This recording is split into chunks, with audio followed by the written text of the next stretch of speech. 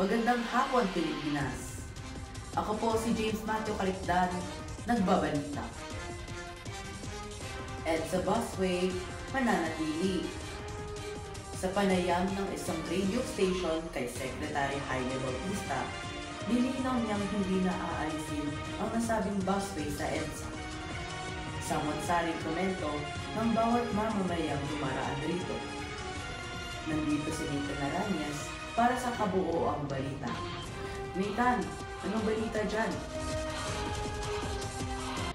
Matapos ang ilang araw ng usap-usapan tungkol sa posibilidad na alisin ang EDSA busway, nilinaw ng Department of Transportation na mananatili ito at patuloy pang pagagandahin upang mas mapakinabangan pa ng publiko. Sa isang diskusyon, sinabi ng DOTR Secretary Jaime Bautista na walang balak alisin ang EDSA busway, ang daanan ng bus na kilala bilang isa sa mga pinakamagulo na kalsada sa Pilipinas. Sa halip, pinag-uusapan ng gobyerno kung paano ito mapapaganda upang mas maging maayos ang biyahe at mas komportable para sa mga pasahero. Ang paglilinaw na ito ay kasunod ng mga naunang balita na maaaring mawala ang EDSA busway.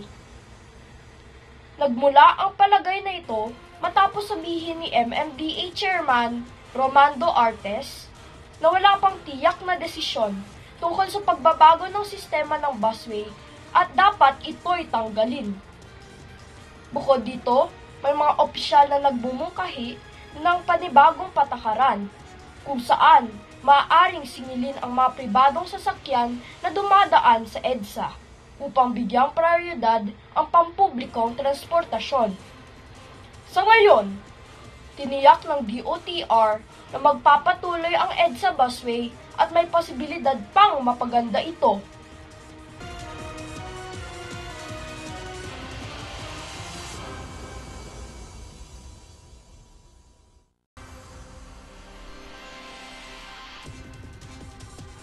Limang patay sa Palawan dahil sa matinding baha. Ito ay nangyari habang binabagtas ng isang shuttle van ang boundary ng Baterasa at Puerto Princesa, lulan ang mga biktima. Narito si Nathan Aranyes para sa balita. 5 tao ang namatay pagkatapos matangay ng baha ang kanilang sasakyan sa Palawan. Ayon kay Jerry Alili ng Palawan PDRRMO, ang mga biktima ay nakasakay sa isang shuttle van mula Baterasa papuntang Puerto Princesa City. Huminto ang makina ng van habang tinatawid ang binahang kalsada, kaya ito tinangay ng baha. Nang tumawid sila sa hangganan ng Aborlan at Puerto Princesa, nabulunan ang kanilang sasakyan sa gitna ng bahang kalsada at tinangay ito. Ang sinabi ni Alili, nakatanggap tayo ng 341 mm ng ulan sa loob ng 24 lamang na oras. Iyon ay 12 beses na higit pa sa karaniwang buwan na alokasyon. Lahat ibinuhos sa isang araw. Ito ay isang record na pag-ulan para sa Puerto Princesa at Southern Palawan, ang dinagdag ni Alili. Dahil sa pagbaha, 2,044 na pamilya ang napilitang lumikas.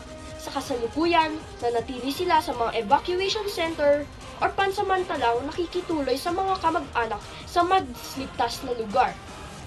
Dahil dito, inilagay ng Pag-asa ang Palawan sa ilalim ng orange and yellow rainfall warning. Patuloy na binabantayan ng Pag-asa ang lagay ng panahon at patuloy na pinapaalala sa mga residente na mag-ingat sa malakas na ulan at posibleng pagguho ng lupa.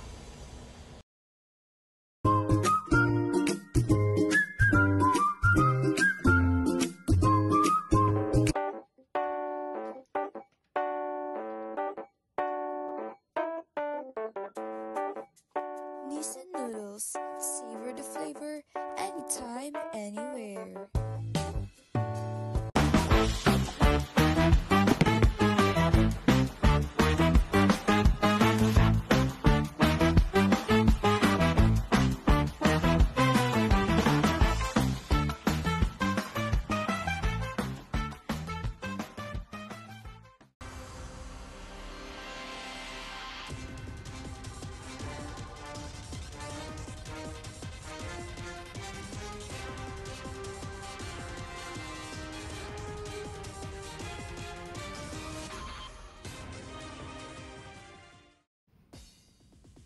ang 22-year-old singer-songwriter Dia Mate nasasabik na isulong ang kultura ng mga Pilipino bilang Reyna Hispano-Americana 2025. Inaasahan ni Mate na ang kanyang mga aktibidad bilang bagong may hawak ng titulo na magsasangkot ng maraming paglalakbay upang isulong ang kulturang Hispanic.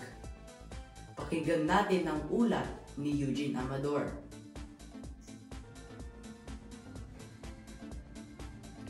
Si Gia Mate ay puno ng pagsasalamat at pagmamalaki matapos masungkit ang ikalawang korona ng Reyna Hispano-Americana. Gumawa ng kasaysayan ang Filipina Beauty Queen sa Bolivia matapos na manalo sa Latina-dominated Reyna Hispano-Americana 2025 pageant. Sinundan niya ang mga yapak ni Winwin Marquez na nanalo ng unang titulo ng Reyna Hispano-Americana sa bansa noong 2017. I'm just so grateful and proud that I got the second crown for the Philippines, ang sabi ng 22-year-old singer-songwriter sa isang interview sa pageant website Missosology. Inaasahan ni Mate ang kanyang mga aktibidad bilang bagong may hawak ng titulo na magsasangkot ng maraming paglalakbay upang isulong ang kulturang Hispanic. I'm so excited for what the organization has in store for me. I know that traveling around different Latin American countries promote Hispanic culture, and I get to promote my Filipino culture, which is almost the same as Latinos. Nang mag-react siya sa isang komento na dapat hindi siya karapat-dapat na tanghalin bilang isang Reyna Hispano-Americana, ang kanyang tugon ay, the Philippines. We have the same culture as the Latinas. We just live in a different country. This does not mean that we cannot embrace Hispanic culture. Bukod sa kanyang paghahari, plano rin ni Mate na ipagpatuloy ang kanyang karera bilang isang singer-songwriter at umaasa na palawakin ang kanyang paglibot sa Latin America. Gumagamit siya ng musika bilang isang tool para sa mga mental illness. Sa paniniwalang maaari nitong pagalingin ang iba at pati na rin ang iyong sarili. Gusto kong maalala ako ng mga tao sa aking puso, kung paano ako nagmamalasakit sa mga tao, at kung paano ko gustong bigyan sila ng kapangyarihan sa pamamagitan ng aking musika at boses, deklara niya.